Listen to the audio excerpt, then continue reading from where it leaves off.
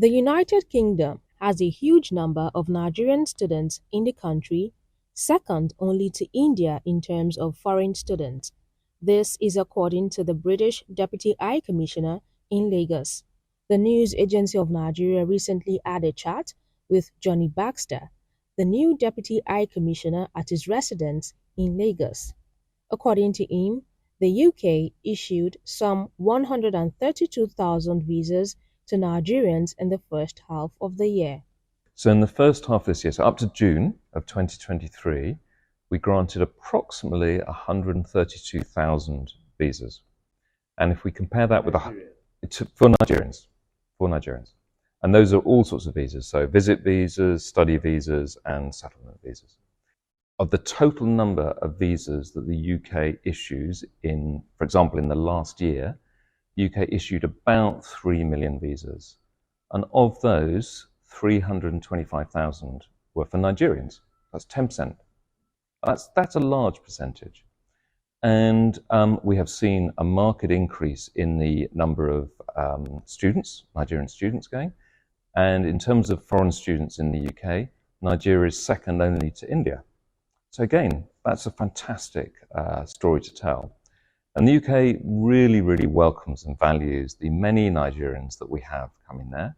We welcome Nigerians coming to visit, to study, to settle, as long as they're coming through legal routes. And that is as any country would. It's important that the country's rules are followed and respected. I wonder whether you're also thinking about the changes on the rules to dependents, for students to bring dependents with them.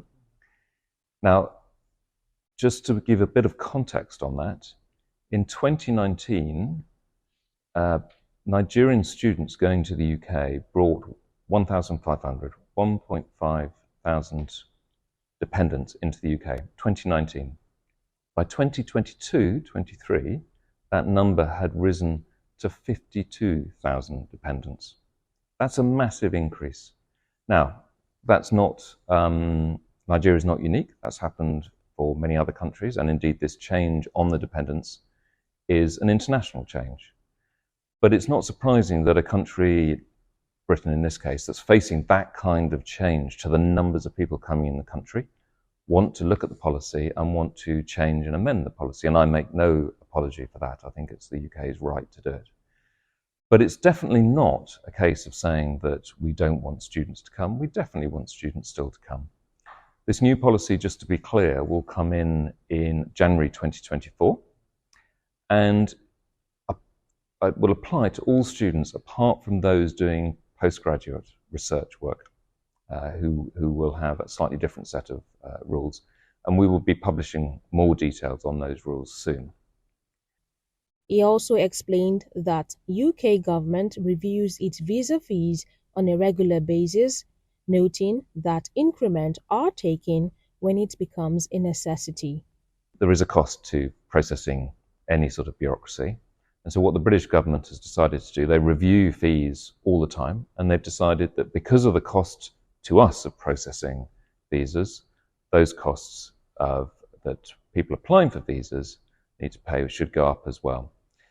The other thing that I think is probably not often recognised is that for some of those people who are going to the UK, and in some limited circumstances, those people will access services when they're in the UK, and those services cost money.